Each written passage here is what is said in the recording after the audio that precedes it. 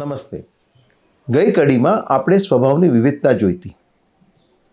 હવે દરેક વ્યક્તિના બે પાસા હોય છે, એ આપણે આગળ જોઈ ગયા કે એક એનો જન્મજાત સ્વભાવ, એનો નેચર, અને બીજી એની માન્યતા, એની બિલીફ્સ, એની વેલ્યુઝ, એના મૂલ્યો. હવે વ્યક્તિ નંબર 1, પર્સન 1, P1, એનો સ્વભાવ હશે, નેચર હશે N1, અને એની માન્યતા હશે, એને બિલીફ્સ હશે B1. એ જ રીતે વ્યક્તિ નંબર 2, P2, એનો સ્વભાવ હશે N2, માન્યતા હશે B2. એ જ રીતે P3, P4, P5, P6, દરેકની પોતપોતાના સ્વભાવ છે, પોતપોતાની માન્યતાઓ છે. હવે દરેક વ્યક્તિ માને છે કે હું સાચો, અને ઈચ્છે છે કે એ પ્રમાણે બીજા કરે. એટલે P1 ઈચ્છે છે કે P2 અને P3 એના કયા પ્રમાણે વર્તે. P2 પણ ઈચ્છે છે કે P1 અને P3 એની માન્યતા B2 પ્રમાણે ચાલે. P3 એ પણ પોતાની જ ઈચ્છા બીજા ઉપર થોપવા પ્રયત્ન કરે છે. નતીજો શું? મતભેદ અને ઝઘડા. હવે આ ત્રણેયમાંથી સાચું કોણ? કે નહીં, ત્રણેય ખોટા. ત્રણેય ખોટા, ને તેમ છતાં ત્રણેય માને છે કે અમે સાચા. તો આને આપણે થોડા બારીકાઈથી જોઈએ તો જે N1, N2, N3 એટલે બધા નેચર્સ, એ આપણે ગઈ કડીમાં જોઈ ગયા કે બધા જ બરાબર છે. જેમ આપણા શરીરમાં અનેક જાતના કોષ છે, સેલ્સ છે. ત્વચાના છે, હાડકાના છે, ચરબીના છે, સ્નાયુના છે, મસ્તિષ્કના છે, હૃદયના છે, લોહીના છે, કેટલી બધી જાતના સેલ્સ છે. તમે કહી શકશો કે આમાંથી કયા કામના, કયા નકામા? બધા જ કામના છે. સમજો કે હું સાયકેટ્રિસ્ટ છું, એટલે એમ કહું કે બ્રેન સેલ સૌથી મહત્વનું. તો કલ્પના કરો કે આખું શરીર ખાલી બ્રેનનું જ બનેલું હોત તો એ ટકી શકે? એટલે જેમ શરીરને ટકવા માટે અનેક પ્રકારના કોષોની જરૂર છે, એમ સમાજને ટકવા માટે અનેક પ્રકારના સ્વભાવની જરૂરત છે. બધાનો એક સરખો સ્વભાવ હોત તો સમાજ ટકી ના શકે. પણ આપણે શું માનીએ છીએ કે મારો સ્વભાવ સર્વશ્રેષ્ઠ, અને બાકીનાએ એ પ્રમાણે સુધરી જવું જોઈએ. આ બદલાવ શક્ય પણ નથી, જરૂરી પણ નથી. શક્ય શું કામ નથી? કારણ કે સ્વભાવ જન્મજાત છે, અને સામી વ્યક્તિ ઈચ્છે એનો સ્વભાવ બદલવા, તમને ખુશ કરવા માટે, તો પણ એના માટે સંભવ નથી. જરૂર શું કામ નથી? કારણ કે સમાજને ટકાવવા માટે એ પ્રકારના સ્વભાવની પણ જરૂરત છે. એટલે તારણ શું? કે બધા જ સ્વભાવ જેવા છે તેવા સ્વીકારો, અને તમે ઈચ્છો છો એ પ્રમાણે એને બદલાવવાની કોશિશ ના કરો. આ સ્વીકૃતિ આપણા પોતાના સ્વભાવની પણ હોવી જોઈએ. ઘણીવાર આપણને આપણો પોતાનો સ્વભાવ નથી ગમતો, અને એને બદલવા પ્રયત્ન કરીએ છીએ. બદલી શકતા તો નથી, પણ હીન ભાવના આવે છે. હું નકામો છું, I am no good, useless, good for nothing. આ પણ ખોટું. પણ એ જ શરીરની નોર્મલ સેલ જ્યારે એનું વધારે પડતું વિભાજન થાય તો શું થાય? કેન્સર. કેન્સરની બીમારી બહારથી નથી આવતી, આપણી જ normal cell out of control છે. તો એ જ રીતે આ બધા જ સ્વભાવ જ્યારે એના ઉપર નિયંત્રણ નથી હોતું ત્યારે એના અવગુણ બહાર આવે છે. જેમ મક્કમતા સારી વસ્તુ છે, પણ વધારે પડતી મક્કમતા એ જિદ્દીપણું છે. બીજા ઉપર વિશ્વાસ રાખવો એ સારી વસ્તુ છે, વધારે પડતો વિશ્વાસ રાખવો એ ઉલ્લુપણું છે.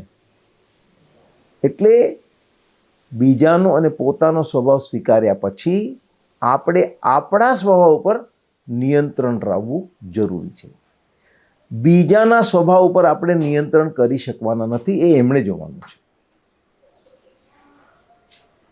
હવે આપણે આવીએ B1, B2, B3 તરફ. એ સમજવા માટે હું તમને એક વાર્તા યાદ દેવડાવું, હાથી અને 6 આંધળાની. બધાને આ વાર્તા ખબર છે? ના. તો સમજાવું કે 6 આંધળા હતા. એ લોકોને હાથી શું એ ખબર નહીં, એટલે ઝૂમાં ગયા. ત્યાં હાથી સામે ઊભા રહ્યા, એને અડ્યા અને પોતપોતાનો અભિપ્રાય આપ્યો. એક જણે સૂંઢ પકડીને કીધું આ તો સાપ છે, બીજાએ પૂંછડું પકડીને કીધું આ તો દોરડું છે, ત્રીજાએ સાઈડ પકડીને કીધું આ તો દિવાલ છે, ચોથાએ પગ પકડીને કીધું આ તો થાંભલો છે, પાંચમાએ દાંત પકડીને કીધું આ તો તલવાર છે, અને છઠ્ઠાએ કાન પકડીને કીધું આ તો સુપડું છે. કોણ સાચું? એકે નહીં. એકે. આમ તો બધાય સાચા. કોક કે છે બધા સાચા, કોક કે છે કોઈ સાચું નહીં. હવે બેમાંથી કોણ સાચું? એ તમારે કહેવાનું સર. બધા જ આંશિક રીતે સાચા હતા, હા. પૂર્ણ રૂપે ખોટા હતા. હા. અને ખોટા શું કામ ગયા? અનુભવના આધારે કીધેલું, તેમ છતાં ખોટા હતા. ખોટા શું કામ ગયા?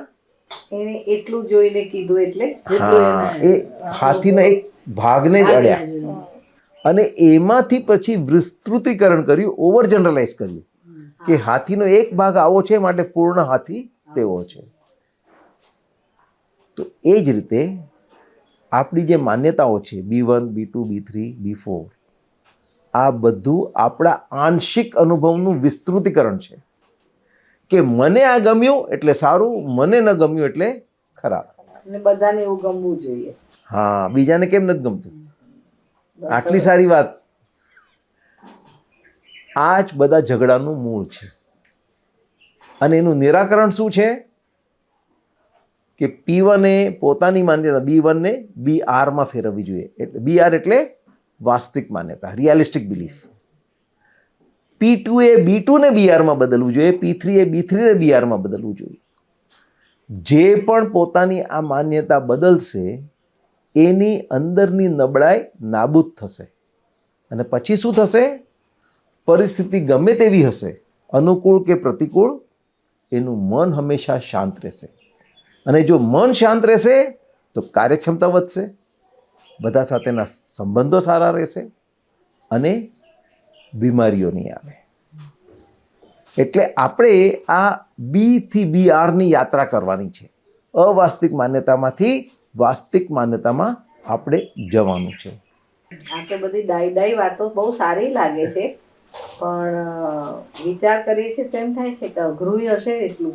ઘણું અઘરું છે, કારણ કે વર્ષો સુધી આપણે જે પાળી પોષીને મોટી કરી છે આપણી માન્યતાઓને, એને રાતોરાત બદલી શકાતી નથી. એ તો છે જ ને. Rome was not built in a day.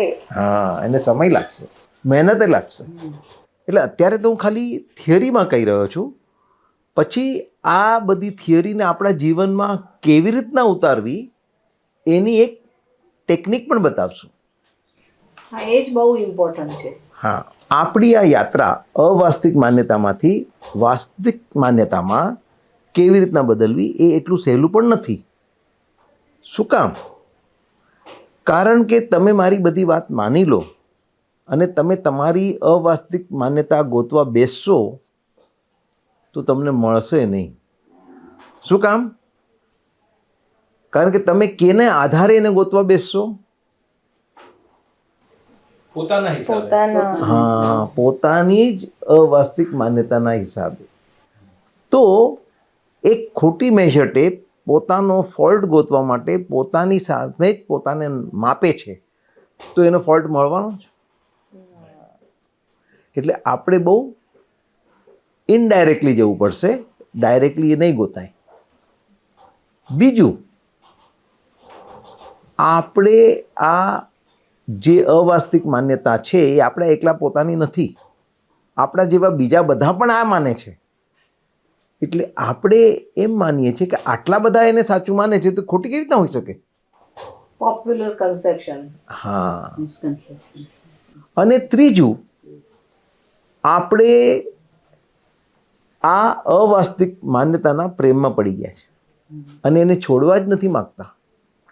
એ સમજાવવા માટે એક ઉદાહરણ આપું. એક સાયન્સ ફિક્શન સિરિયલ આવતું હતું સ્ટાર ટ્રેક. એમાં 3 મેઇન કેરેક્ટર હતા, કેપ્ટન કર્ક, મિસ્ટર સ્પોક અને ડૉક્ટર મેકોય. એમાં એમ બતાવવામાં આવેલું કે પૃથ્વી ઉપરથી એક અવકાશયાન પૂરા બ્રહ્માંડમાં ફરે છે નવી નવી માહિતી એકઠી કરવા માટે. હવે એક એપિસોડમાં બતાવે છે કે આ અવકાશયાન એક ગ્રહ ઉપર ઉતરે છે જ્યાં એક રાક્ષસ રહેતો હતો, જેની વિશિષ્ટતા એ હતી કે કોઈનું પણ એ મન વાંચી લે અને જાણી લે કે એની ચાહીતી વ્યક્તિ કોણ, અને પછી એ ચાહીતી વ્યક્તિનું રૂપ ધારણ કરી શકે. આને લીધે ત્યાં ઘણા બધા ગોટાળા ઊભા થયા. પછી આ બધાને ખ્યાલ આવ્યો કે આવી કંઈક હસ્તી આપણી વચ્ચે છે, એટલે એને ગોતવા લાગ્યા. એને ગોત્યો એટલે પકડાઈ ગયો એટલે એના પર ગોળીઓ છોડી એને મારવા માટે. એ મર્યો તો નહીં, પણ ઈજા પામ્યો. અને આ ઈજા પામેલો રાક્ષસ પોતાની જાન બચાવવા માટે નાઠો.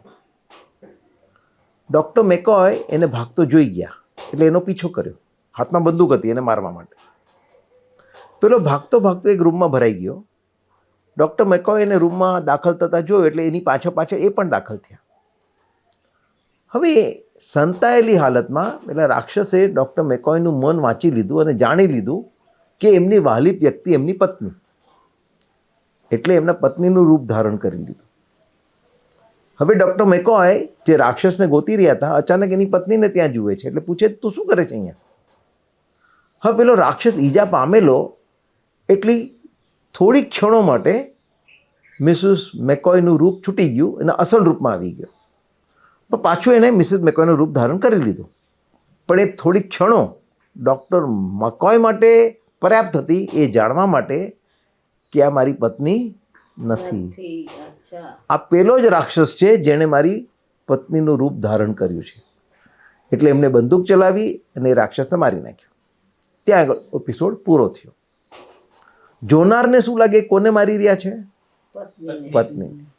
ખરેખર કોને મારી રહ્યા હતા?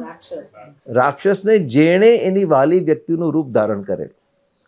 એટલે આ જે અવાસ્તવિક માન્યતાઓ છે એ આપણા જીવનનો રાક્ષસ જ છે, પણ એને આપણી વાલી વ્યક્તિનું રૂપ ધારણ કર્યું છે, એટલે આપણે એને છોડવા માગતા નથી. જ્યારે આપણને એનું અસલ રૂપ જાણવા મળશે ત્યારે આપણે એને છોડી શકશું. તો એના અસલ રૂપને કેવી રીતના ગોતવું એ આપણે જ્યારે પ્રેક્ટિકલ એપ્લિકેશન કરશું ત્યારે જોશું.